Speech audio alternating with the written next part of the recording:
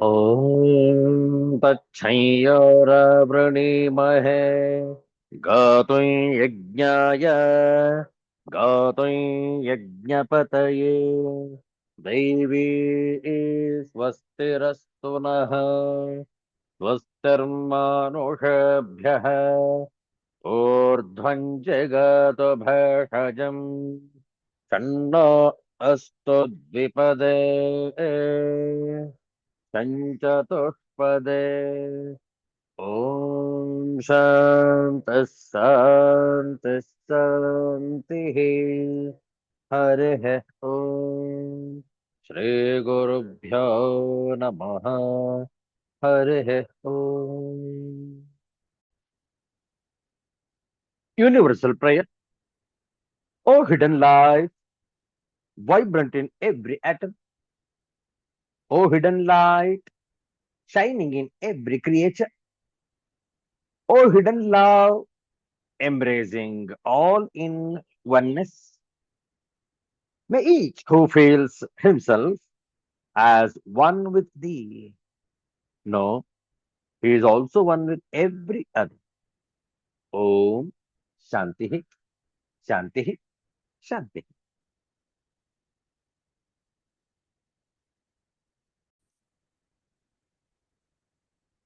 ಇಂದು ಸ್ಥಿರವಾಸರ ಅಥವಾ ಶನಿವಾರ ಶ್ರಾವಣ ಶುದ್ಧ ತದಿಗೆ ಶ್ರಾವಣ ಮಾಸ ಅತ್ಯಂತ ಪವಿತ್ರವಾದಂತಹ ತಿಂಗಳು. ಅನೇಕ ಉಪಾಸನೆ, ಆರಾಧನೆ, ಕೈಂಕರ್ಯಗಳನ್ನು ಪಾಲಿಸುವಂತಹ ಮಾಸ.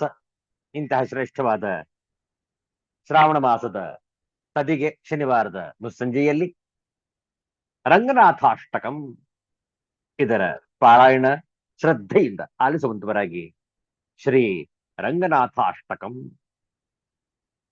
ಪದ್ಮಾದಿರಾಜೇ ಗರುಡಾದಿರಾಜೇ ವಿರಿಂಚಿರಾಜೇ ಸುರರಾಜರಾಜೇ ತ್ರೈಲೋಕ್ಯರಾಜೇ ಖಿಲಲೋಕರಾಜೇ ಶ್ರೀರಂಗರಾಜೇ ರಮತಾನ್ಮನೋ ಮೇ ಆನಂದರೂಪೇ ನಿಜಬೋಧರೂಪೇ ಬ್ರಹ್ಮಸ್ವರೂಪೇ ಶ್ರುತಿಮೂರ್ತಿರೂಪೇ ಶಶಾಂಕರೂಪೇ ರಮಣೀಯರೂಪೇ ಶ್ರೀರಂಗರೂಪೇ ರಮತಾನ್ಮನೋ ಮೇ ನೀಲಾಬ್ಜವರ್ಣೇ ಶಶಿಪೂರ್ಣವರ್ಣೇ ಕರ್ಣಾಂತನೇತ್ರೇ ಕಮಲಕಲತ್ರೇ ಶ್ರೀಮಂತರಂಗೇ ಜಿತಕೂರ್ಮರಂಗೇ ಶ್ರೀರಂಗರಂಗೇ ರಮತಾನ್ಮನೋ ಮೇ ಸಚ್ಚಿತ್ತಶಾಯಿ ಭುಜಗೇಂದ್ರಶಾಯಿ ನಂದಾಕುಶಾಯಿ ಕಮಲಕುಶಾಯಿ ಕ್ಷೀರಾಬ್ಧಿಶಾಯಿ ವಟಪತ್ರಶಾಯಿ ಶ್ರೀರಂಗಶಾಯಿ ರಮತಾನ್ಮನೋ ಮೇ ಲಕ್ಷ್ಮೀ ನಿವಾಸೇ ಜಗತಾಂ ನಿವಾಸೇ ಹೃತ್ಪದ್ಮವಾಸೇ ರವಿಬಿಂಬವಾಸೇ ಕ್ಷೀರಾಬ್ಧಿವಾಸೇ ಫಣಿಭೋಗವಾಸೇ ಶ್ರೀರಂಗವಾಸೇ ರಮತಾನ್ಮನೋ ಮೇ ಅಮೋಘ ನಿದ್ರೆ ಜಗದೇಕ ನಿದ್ರೆ ನಿದ್ರಾವನಿದ್ರೇಪಿ ಸಮುದ್ರ ನಿದ್ರೆ ಶ್ರೀಯೋಗ ನಿದ್ರೆ ಸುಖಭೋಗ ನಿದ್ರೆ ಶ್ರೀರಂಗ ನಿದ್ರೆ ರಮತಾನ್ಮನೋ ಮೇ ಬ್ರಹ್ಮಾದಿ ವಂದ್ಯೇ ಜಗದೇಕ ವಂದ್ಯೇ ವಂದೇ ಮುಕುಂದೇ ಚರಣಾರವಿಂದೇ ಗೋವಿಂದ ದೇವೇಖಿಲ ಲೋಕಲೋಲೆ श्रीरङ्गदेवे रमतान्मनो मे कावेरीतीरे करुणाविलोले मन्दारमाले कृतचारुपाले दैत्यान्तकाले खिललोकलीले श्रीरङ्गलीले रमतान्मनो मे श्रीरङ्गलीले रमतान्मनो मे श्रीरङ्गलीले रमतान्मनो मे.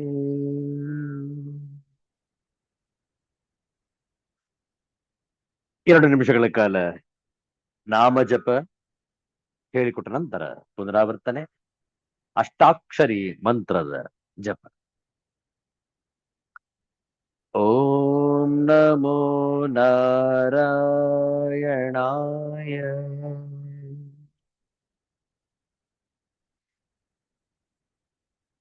ಓಂ ನಮೋ ನಾರಾಯಣಾಯ.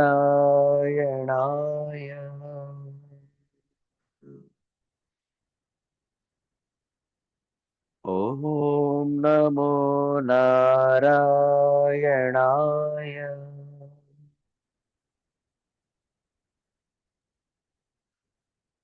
ಓಂ ನಮೋ ನಾರಾಯಣಾಯ.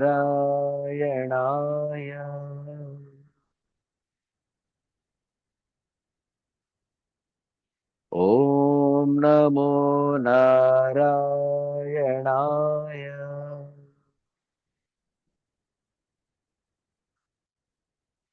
ಓಂ ನಮೋ ನಾರಾಯಣಾಯ.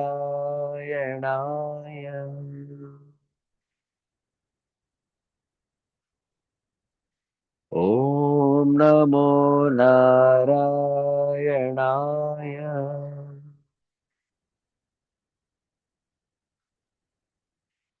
ಓಂ ನಮೋ ನಾರಾಯಣಾಯ.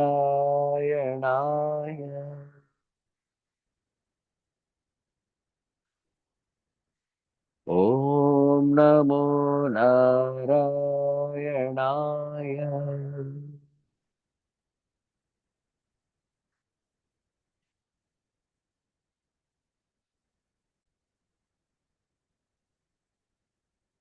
ಶ್ರಾವಣ ಶನಿವಾರ ಅತ್ಯಂತ ಪವಿತ್ರವಾದಂತಹ ದಿನ. ಇಂತಹ ಶ್ರಾವಣ ಶನಿವಾರದ ಮುಸ್ಸಂಜೆಯಲ್ಲಿ ಶ್ರೀರಾಮನ ಭಜನೆಯನ್ನು ಹಾಡೋಣ. ಹೇಳಿಕೊಟ್ಟ ನಂತರ ಪುನರಾವರ್ತನೆ.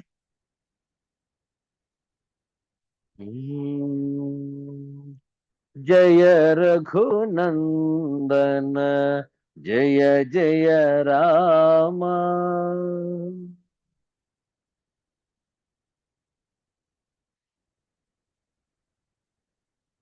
ಜಯ ಜಗಜ್ಜನನಿ ಜಾನಕಿ ರಾಮ.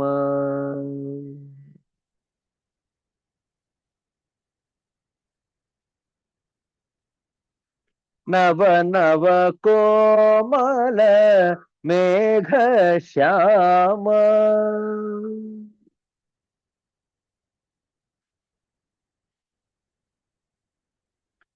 ಭವಹರಣ ಭದ್ರಾಚಲ ರಾಮ.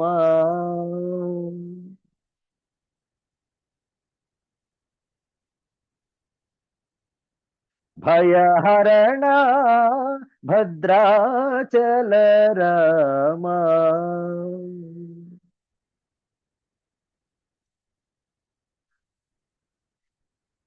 ದಶರಥ ನಂದನ ಹೇ ಪರಂಧಾಮ.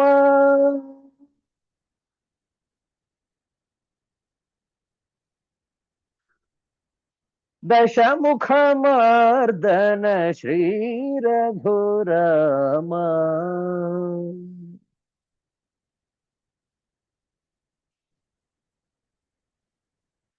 ರಾಮ ರಾಮ ರಾಮ ರಾಮ.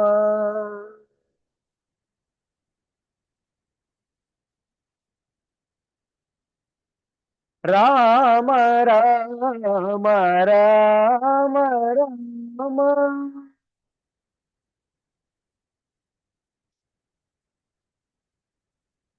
राम राम राम।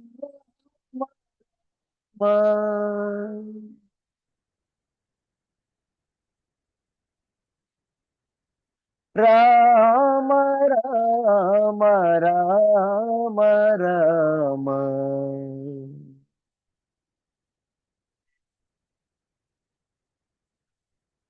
राम राम राम राम राम राम राम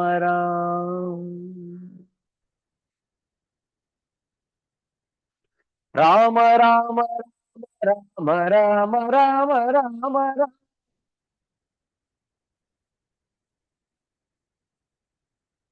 राम राम राम राम राम राम राम राम। राम राम राम राम राम राम राम राम। राम राम राम राम राम राम राम राम। राम राम राम राम राम राम राम राम।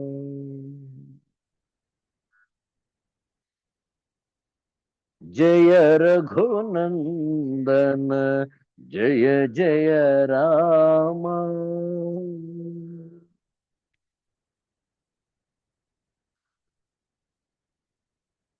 जय जय राम। जय जय राम। राम।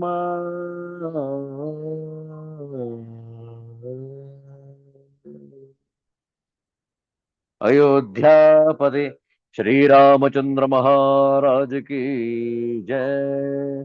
सिद्धांत अवधूत चिंतन श्री गुरुदेव दत्त।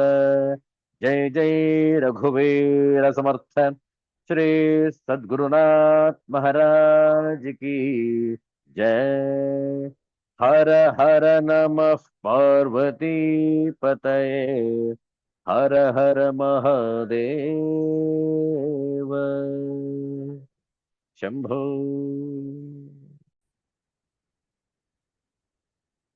श्रीमद्भगवद्गीतायाः अष्टादशोऽध्यायः। केचन श्लोकाः गापयामः।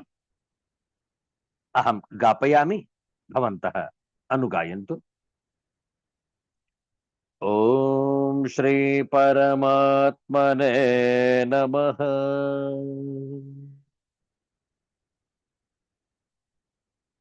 अथ अष्टादशोऽध्यायः।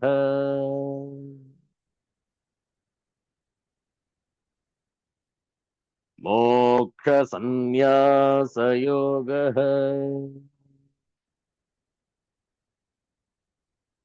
श्रीभगवानुवाच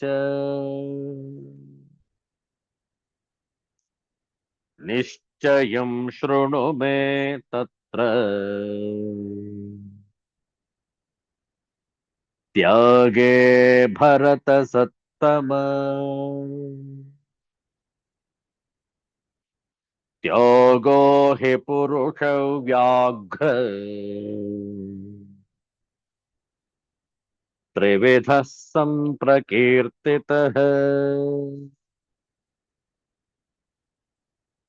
यज्ञदानतपः कर्म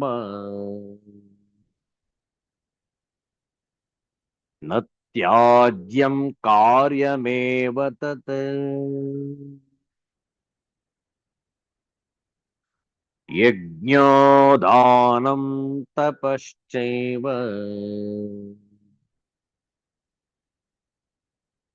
पावनानि मनीषिणाम्।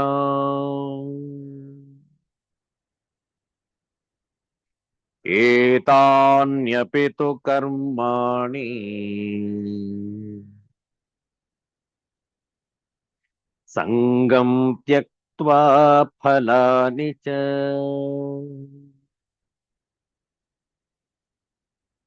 कर्तव्यानीति मे पार्थ।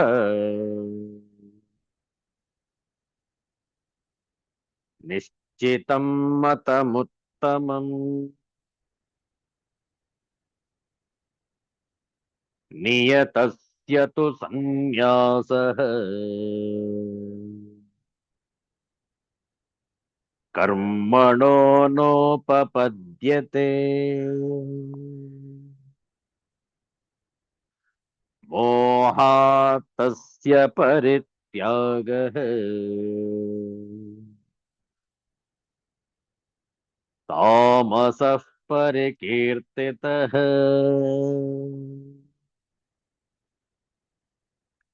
ದುಃಖಮಿತ್ಯೇವ ಯತ್ ಕರ್ಮ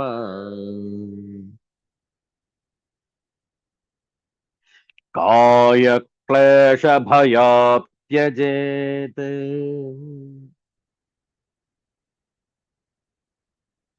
ಸಕೃತ್ವಾ ರಾಜಸಂ ತ್ಯಾಗಂ ನೈವ ತ್ಯಾಗ ಫಲಂ ಲಭೇತ್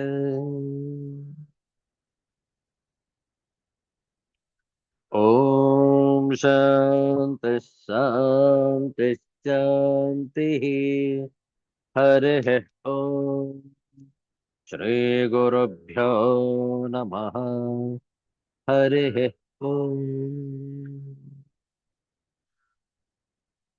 ಯಜ್ಞ ದಾನ ತಪಸ್ಸು ಎಂಬ ಕರ್ಮಗಳನ್ನು ಬಿಡತಕ್ಕದ್ದಲ್ಲ, ಅದನ್ನು ಮಾಡಿಯೇ ತೀರಬೇಕು.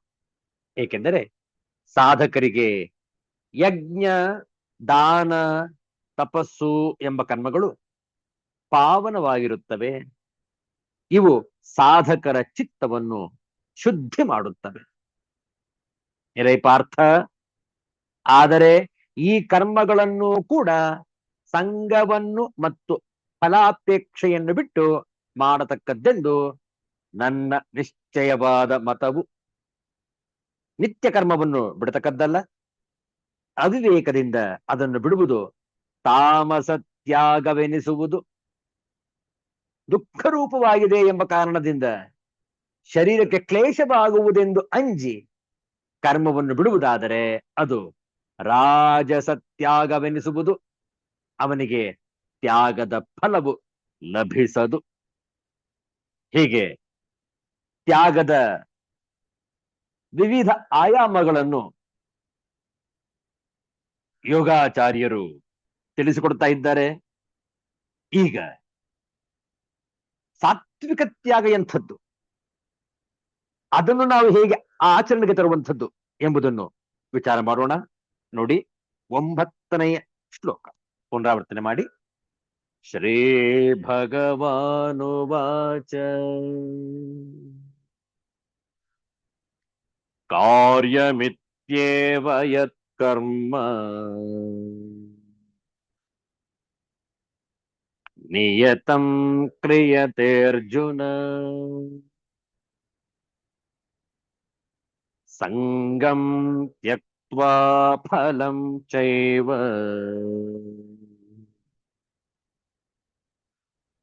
ಸತ್ಯಾಗ ಸಾತ್ವಿಕೋ ಮತಃ.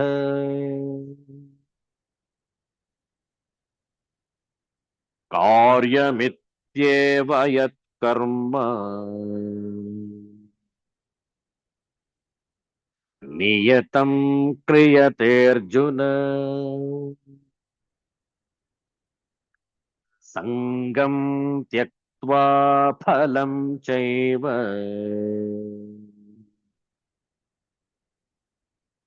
ಸತ್ಯಾಗ ಸಾತ್ವಿಕೋ ಮತಃ.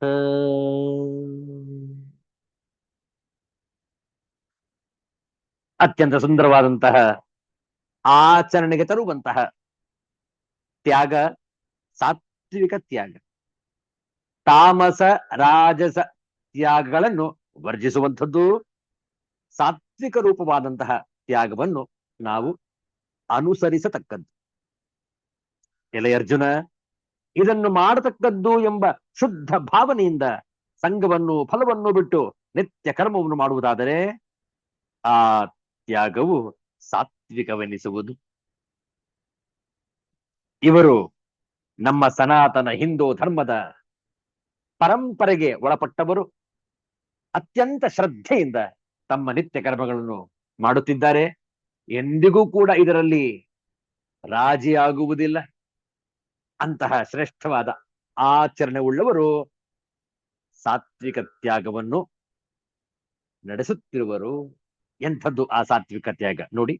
ಕಾರ್ಯಂ ಇತಿ ಏವ ಯತ್ ಕರ್ಮ ನಿಯತಂ ಕ್ರಿಯತೆ ಅರ್ಜುನ ಸಂಗಂ ತ್ಯಕ್ತ್ವಾ ಫಲಂ ಚ ಏವ ಸಹ ತ್ಯಾಗಃ ಸಾತ್ವಿಕಃ ಮತಃ.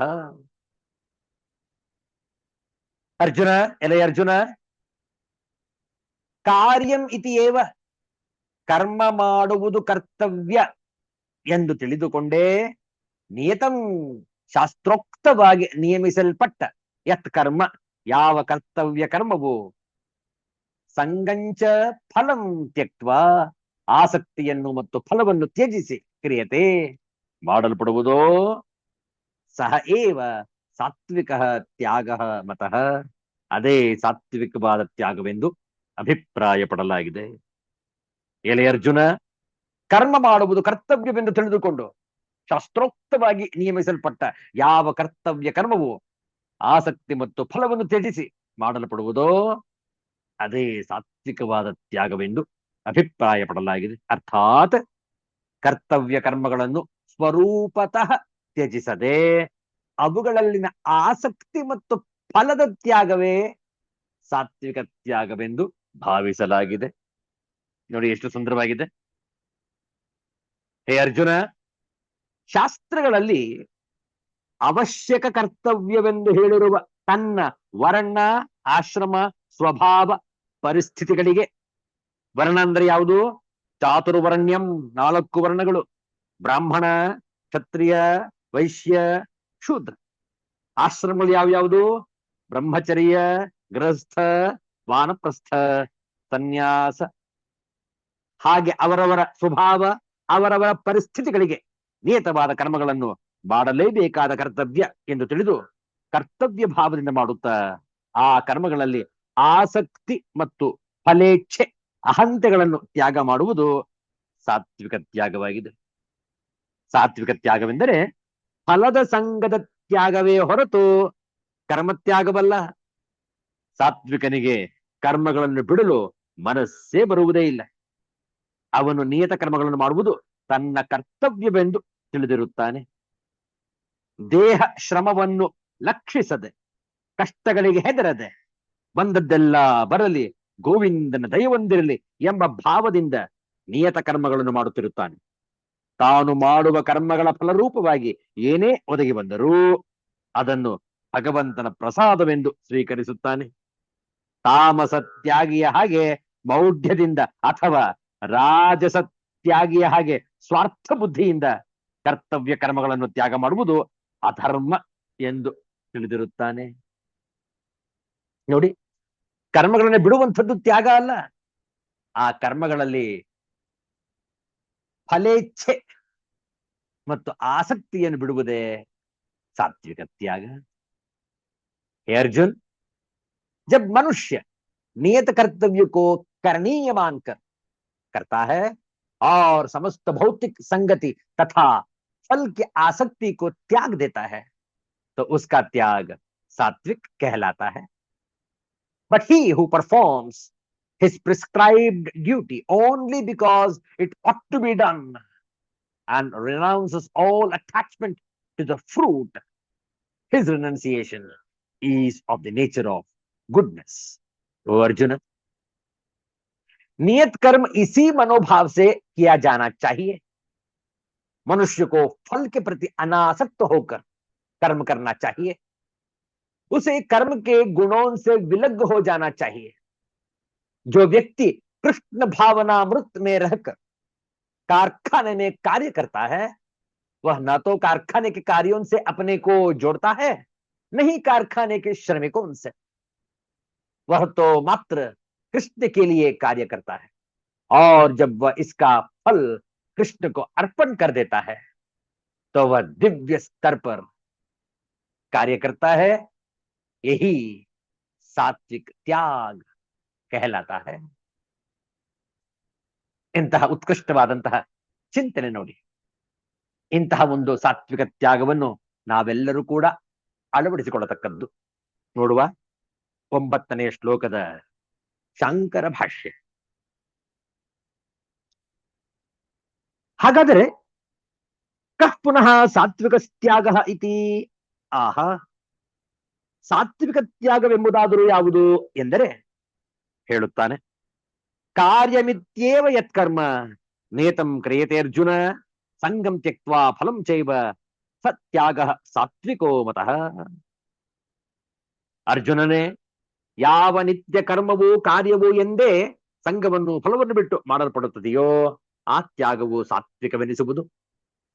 ಕಾರ್ಯಂ ಕರ್ತವ್ಯಂ ಇತ್ಯೇವ ಯತ್ ಕರ್ಮ ನಿಯತಂ ನಿತ್ಯಂ ಕ್ರಿಯತೆ ನಿರ್ವರ್ತ್ಯತೆ ಹೇ ಅರ್ಜುನ ಸಂಗಂ ತ್ಯಕ್ತ್ವಾ ಫಲಂ ಚೈವ ಏತತ್ ನಿತ್ಯಾನಾಂ ಕರ್ಮಣಾಂ ಫಲವತ್ವೇ ಭಗವದ್ವಚನಂ ಪ್ರಮಾಣಂ ಇತಿ ಅವೋಚಾಮ.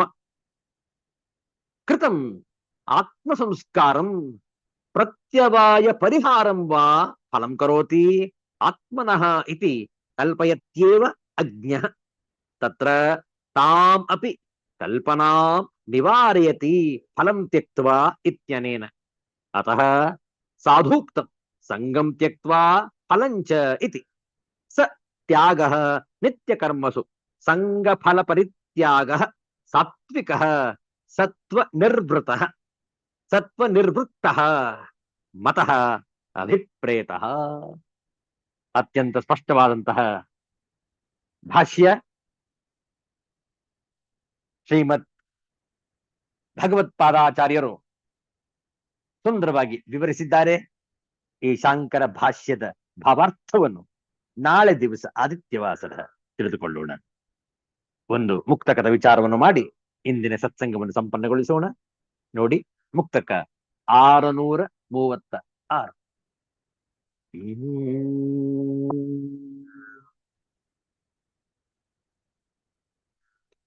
ಸಾಸಿರದ ಯುಕ್ತಿ ಸಾಹಸವನಿ ನೆಸಗುತ್ತಿರು ಲೇಸು ಫಲದೊರೆಗೆ ನಿನ್ನೆಲ್ಲ ಪೌರುಷಕಂ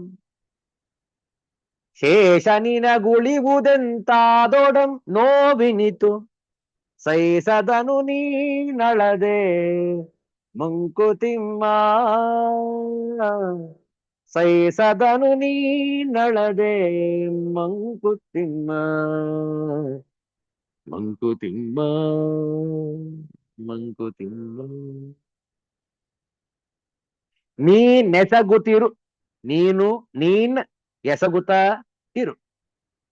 ನಿನಗುಳಿವುದೆಂತಾದೊಡಂ, ನಿನಗೆ ಉಳಿವುದು ಎಂತೂ ಆದೊಡಂ. ನೋವಿನಿತು, ನೋವು ಇನಿತು. ಸೈಸದನು, ಸೈಸು ಅದನು. ನೀನಳದೆ, ನೀನು ಅಳದೆ. ಎಸಗುತ್ತ ಮಾಡುತ್ತ, ಲೇಸು ಒಳ್ಳೆಯ, ಪೌರುಷಕಂ ಪೌರುಷಕ್ಕೆ, ಶೇಷ ಉಳಿಕೆ, ಇನಿತು ಒಂದಿಷ್ಟು, ಸಹಿಸು ಸಹಿಸು. ನೋಡಿ ಈ ಮುಕ್ತಕದ ಭಾವಾರ್ಥವನ್ನು. ಬದುಕಿನ ಬವಣೆಯನ್ನು ಎದುರಿಸಲು ಮತ್ತು ಸಂದ ಕರ್ಮ ಫಲವನ್ನು ಅನುಭವಿಸಲು ನೀನು ಸಾವಿರಾರು ಯುಕ್ತಿಯನ್ನು ಮಾಡು. ಅಂತಹ ಪ್ರಯತ್ನದಿಂದ ನಿನಗೆ ಒಳ್ಳೆಯ ಫಲ ದೊರಕಿ ಪಾಪ ಕರ್ಮದ ಫಲವು ಕಡಿಮೆಯಾದರೂ ಒಂದಿಷ್ಟು ನೋವು ಮನದ ಮೂಲೆಯಲ್ಲೆಲ್ಲೋ ಉಳಿದಿರುತ್ತದೆ.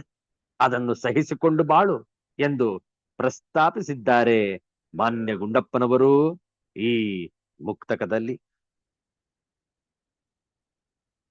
You should continue to implement 1,000 ideas of adventure. If your efforts pay off, well and good. Yet, you will still be left with some failures and some psychological pain. You should endure it without lamenting. Mankutima. ಸಾಸಿರದ ಯುಕ್ತಿ ಸಾಹಸವ ನೀನೆಸಗುತ್ತಿರು ಲೇಸು ಫಲದೊರೆಗೆ ನಿನ್ನೆಲ್ಲ ಪೌರುಷಕಂ ಶೇಷ ನಿನಗುಳಿವುದೆಂತಾದೊಡಂ ನೋವಿನಿತು ಸೈಸದನು ನೀನಳದೆ ಮಂಕುತಿಮ್ಮ ಮಂಕುತಿಮ್ಮ ಮಂಕುತಿಮ್ಮ. ಹುಟ್ಟುವಾಗ ಹಿಂದಿನಿಂದ ಕಟ್ಟಿಕೊಂಡು ಬಂದದ್ದು ಒಂದಿಷ್ಟು, ಇಲ್ಲಿ ಗಳಿಸಿಕೊಳ್ಳುವುದು ಒಂದಷ್ಟು, ಇವೆರಡರ ಮೊತ್ತದಲ್ಲಿ ಕಳೆದುಕೊಳ್ಳುವುದು ಒಂದಷ್ಟು. ಉಳಿಕೆ ಕರ್ಮಶೇಷ. ಇದು ಕೇವಲ ಲೆಕ್ಕಾಚಾರದ ವಿಚಾರ. ಜನ್ಮದಿಂದ ತಂದದ್ದೆಷ್ಟು ಎಂದು ನಮಗೆ ಅರಿವಿರುವುದಿಲ್ಲ. ಇಲ್ಲಿ ಬಂದ ನಂತರ ನಮಗರಿವಿಲ್ಲದಂತೆಯೇ ನಾವು ಇನ್ನಷ್ಟನ್ನು ಸಂಚಯನ ಮಾಡುತ್ತಾ ಹೋಗುತ್ತೇವೆ. ಅದರ ಅರಿವು ಉಂಟಾಗಿ ಮತ್ತು ಅದರ ಭಾರ ಹೆಚ್ಚಾದಾಗ ಅದನ್ನು ಕಡಿಮೆ ಮಾಡಿಕೊಳ್ಳುವ ಪ್ರಯತ್ನವನ್ನು ಮಾಡುತ್ತೇವೆ. ನಮ್ಮ ಪ್ರಯತ್ನ ಎಷ್ಟು ತೀವ್ರವಾಗಿದ್ದರೆ ಅಷ್ಟೇ ಶೀಘ್ರವಾಗಿ ಮತ್ತು ಅಧಿಕ ಪ್ರಮಾಣದಲ್ಲಿ ನಮ್ಮ ಸಂಚಿತ ಕರ್ಮ ಕಡಿಮೆಯಾಗಿ ಮುಂದೆ ಹೊತ್ತು ಹೋಗುವ ಹೊರೆಯ ಭಾರ ಕಡಿಮೆಯಾಗುತ್ತದೆ. ತಂದ ಮತ್ತು ಅರ್ಜಿತ ಕರ್ಮವು ಹೆಚ್ಚಾಗಿ ಕಡಿಮೆ ಮಾಡಿಕೊಳ್ಳುವ ಪ್ರಯತ್ನವೂ ಕಡಿಮೆಯಾಗಿ, ಅಥವಾ ಪ್ರಯತ್ನದಲ್ಲಿ ಲೋಪವಿದ್ದಲ್ಲಿ ಹೊತ್ತು ಹೋಗಬೇಕಾದ ಹೊರೆ ಅಧಿಕವಾಗಿ ಇರುತ್ತದೆ. ಹಾಗಲ್ಲದೆ ಹೊತ್ತು ತಂದದ್ದು ಕಡಿಮೆ ಇದ್ದು ಸಂಚಯನ ಮಿತವಾಗಿದ್ದು ಅವೆರಡರ ಮೊತ್ತವನ್ನು ನಿರಂತರ ಪ್ರಯತ್ನದಿಂದ ಕಳೆದುಕೊಳ್ಳಲು ಪ್ರಯತ್ನ ಪಟ್ಟರೆ ತೆಗೆದುಕೊಂಡು ಹೋಗಬೇಕಾದ ಹೊರೆಯ ಭಾರ ಕಡಿಮೆಯಾದೀತು. ಅಯ್ಯೋ, ಇಂದಿನ ಕಾಲಕ್ಕೆ ಬದುಕುವುದೇ ಹೆಚ್ಚು, ಇನ್ನು ಬದುಕಿನ ಬಗ್ಗೆ ವಿಶ್ಲೇಷಣೆ ಮಾಡುವುದಕ್ಕೆ ನನಗೆ ಸಮಯವೆಲ್ಲಿ ಎಂದು ಆಲೋಚನೆ ಮಾಡುವವರೂ ಅಧಿಕವಾಗಿ ಇದ್ದಾರೆ. ಆದರೆ ಪ್ರತಿ ಜೀವಿಯು ಶುದ್ಧ ಮತ್ತು ದೈವಿ.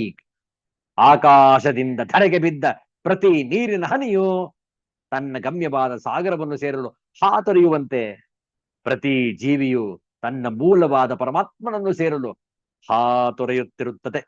ಆದರೆ ಮಾಯೆ ಅವನನ್ನು ಈ ಜಗತ್ತಿಗೆ ಕಟ್ಟಿ ಹಾಕಲು ಸಾಕಷ್ಟು ಪ್ರಲೋಭನೆಗಳನ್ನು ಒಡ್ಡುತ್ತಿರುತ್ತದೆ. ಅವುಗಳನ್ನು ಮೆಟ್ಟಿ ನಿಂತು ಸತ್ಸಂಗದಿಂದ ನಮ್ಮಲ್ಲಿರುವ ಅಸತ್ತನ್ನು ಕಳೆದುಕೊಳ್ಳುವುದೇ ಸಾಧನೆ.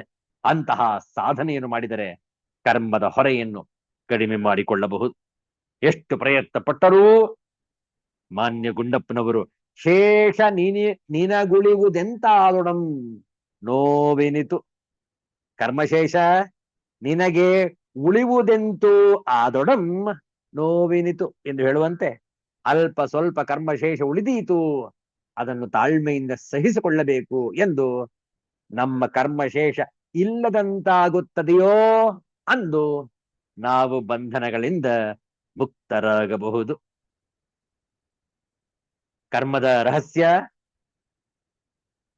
ಅತ್ಯಂತ ಗಹನಾ ಕರ್ಮಣೋ ಗತಿ ಎಂದು ಭಗವಂತನು ಅಪ್ಪಣೆ ಕೊಡಿಸಿದಂತೆ ಕರ್ಮದ ಮರ್ಮವು ಅತ್ಯಂತ ಸೋಜಿಗ, ಅತ್ಯಂತ ನಿಗೂಢ, ಅತ್ಯಂತ ಗೋಪನೀಯ.